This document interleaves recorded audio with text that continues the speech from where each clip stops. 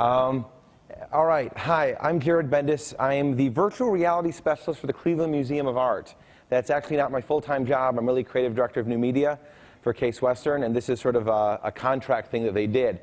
The name of this talk is, as long as the talk will be, it's designing a portable high-definition stereoscopic camera system for capturing cultural content. I think the most important part of this is the last four words, for capturing cultural content. That's why I'm here. That's what I'm interested in. It's cool to build 3D cameras. It's cooler to do fun things with them.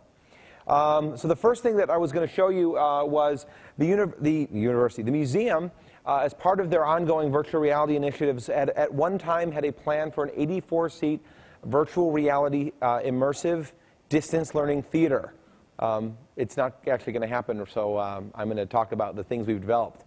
And one of the things you do is you're trying to define high-definition content. Really good stuff. Now, we would never do red-blue in a theatrical environment, but you'll have to bear with me. You're going to see standard definition red-blue, but it's still going to be better than the stuff that we had normally done. This is not from a video camera. What I'm about to show you is a quick clip we had done from still cameras to get beyond regular perceptual stuff. So let me show you this. This is a statue called the Sleeping Fawn. Right over the left eye.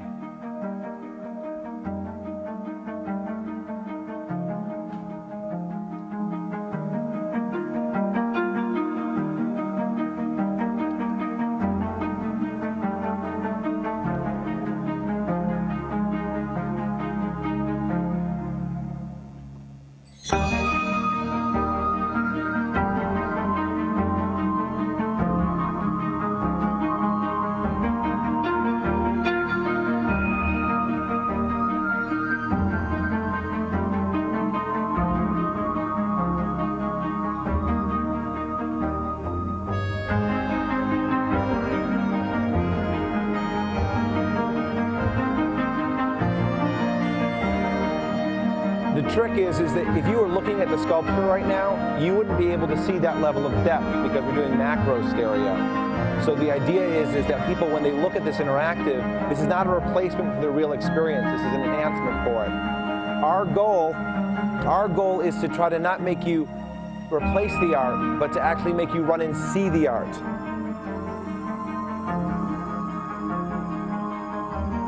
I always forget to take pictures of the crowd running through the glasses. There you go. All right, so this was just an example of what we had done with, in a studio, right? In the studio, it's really great. And by the way, if you've ever gotten to work in a studio at a museum, it's fantastic. They bring you the piece of art. They set up all the lighting. They trapped me in a room with that piece of art for days. And I mean days. But let's go on. Glasses off for a moment, folks. By the way, if you're ever doing this in a crowd with glasses, if you don't have temples, they won't leave them on. So early on in our experiments with doing 3D video in the field, we had looked into buying a standard 3D camcorder attachment. You can buy these for a couple $100, and they're mediocre. We also looked at downstairs at Point Grey Research sells the Bumblebee camera, which is really for machine vision. And while everything that Point Grey sells is very exciting, they also will tell you that they want you to have a developer. And I did hire a developer, and we had a whole lot of fun and never got anything out that you would use for a visuals perspective. They really are for machines type stuff. But I do love their products, and we don't regret buying it. A couple of years ago, we did another piece where we had musicians in Cleveland, Ohio, with musicians in Bloomington, Indiana, performing live for an audience and a conductor in Indianapolis. For this multi-point, split-screen, stereoscopic surround sound presentation, we used 2 sets of these. And those are security cameras on levelers with a whole bunch of hardware. It was actually half SD, but it was over Internet 2 and live, so you got to give me a break. We later on moved on to full SD, not live, but we did actually, again, work in the studio. Those are twin 3CCD Sony camcorders, and again, a similar kind of rig. We wanted to go out and do something that was going to be production level without necessarily going, well, too crazy. And I had 7 hours at an NAB, and if you've never been to an NAB, 7 hours is enough to walk in the door. I had 7 hours at NAB to do enough research to film the clip I'm going to show you at the end, and I built this. This is, I know I said it was portable. I lied. It's transportable.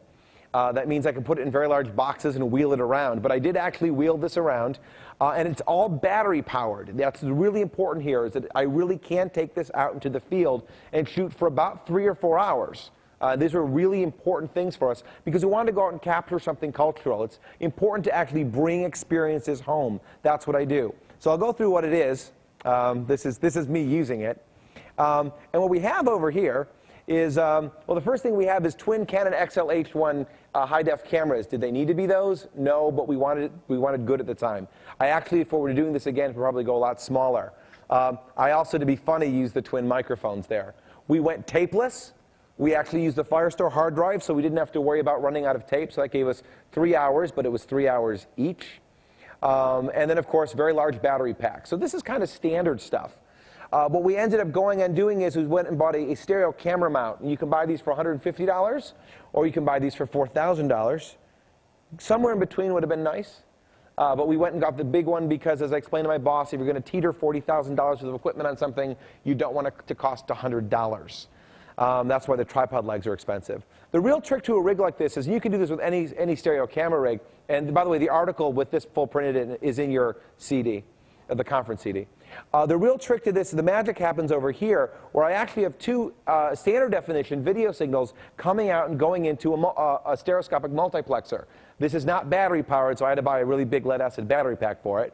And that runs into a standard definition head-mounted display. So when I'm actually in the field, I can see through the cameras in 3D. So I know that what I've got looks good now. If it looks good now, it'll look good later. Boy, that was a mouthful. But the idea behind this, it was wonderful. Now I got to tell you the bad news. The last time the camera system was built was to take this photograph. And after this photograph was taken, they boxed it all up, and I do believe Distance Learning said, ooh, 2 HD cameras. We can use those. And the system has since been taken apart. But that's not the point. The point is that we did build a system for capturing cultural content. And if the virtual reality theater was going to happen, we would have shot with that. But we did get one good shoot in. And the university runs something called, the museum has something called Parade the Circle, where they actually, it's a big art thing, and they go around and parade University Circle. And it's a whole lot of fun. Lots of kids are involved. And obviously, this isn't going to be high def. It's going to be standard def anaglyph again. But I've got a 4-minute, which will take me to the end of my talk, so you can ask me questions afterwards in the hallway. I've got a 4-minute little highlights reel that I like to show what you can do and what capturing cultural content can mean with Stereoscopic to kind of take you there. So with that, let's take a look. Again.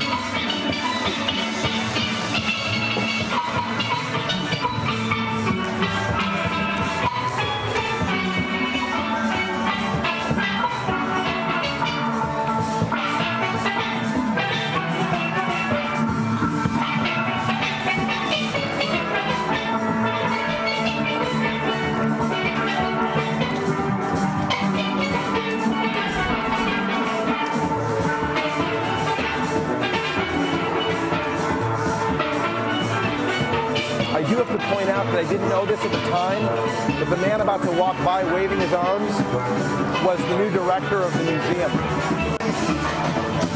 I thought I was very clever including him in the clip.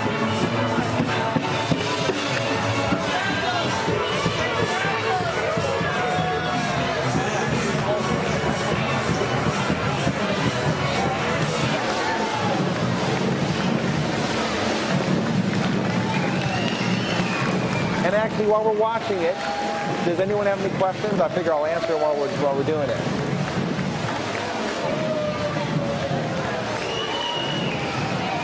It's a great question, Premier. Yeah, if you've one of the things that he said, what do you need to build that? What do you need to do this with? And I said, I need a box. And I went out and bought a box. I was so excited, a box. I was going to finally have fast video editing. And then you realize HD times 2 at the same time isn't fast video editing anymore. Matter of fact, it was slower than regular, but we're doing an over-under format.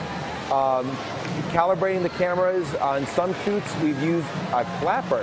Clapboard works just fine. Technically, there are scenes in this that are slightly out of phase, and only myself and my friends from NASA usually can find those points. But we actually did get cameras that were Genlock, and we actually got a stereo length controller that actually allows you to zoom and focus in sync. It's not always perfect, but you know, you get used to what you can do. And then it's a different type of editing, let's put it that way, because it's a different type of composition, so you get used to it. Why did I do over-under? It's a great question. Instead of side-by-side?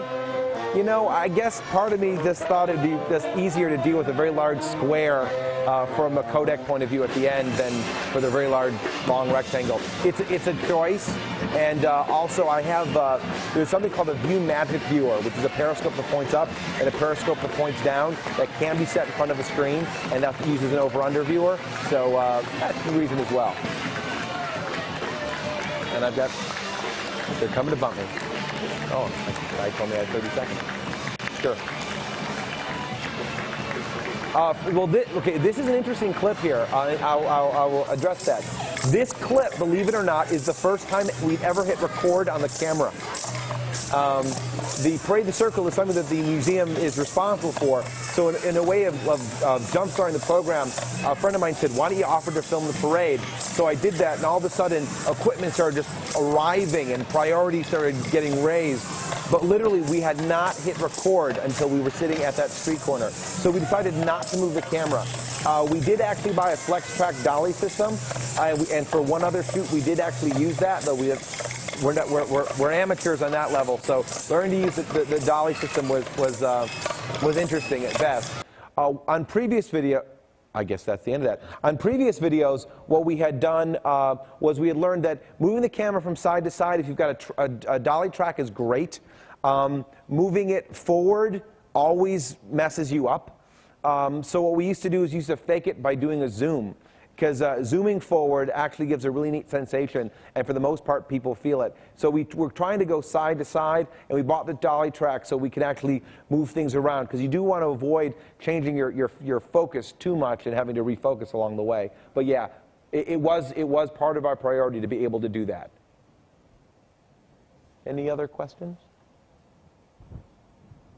Well, I thank you very much.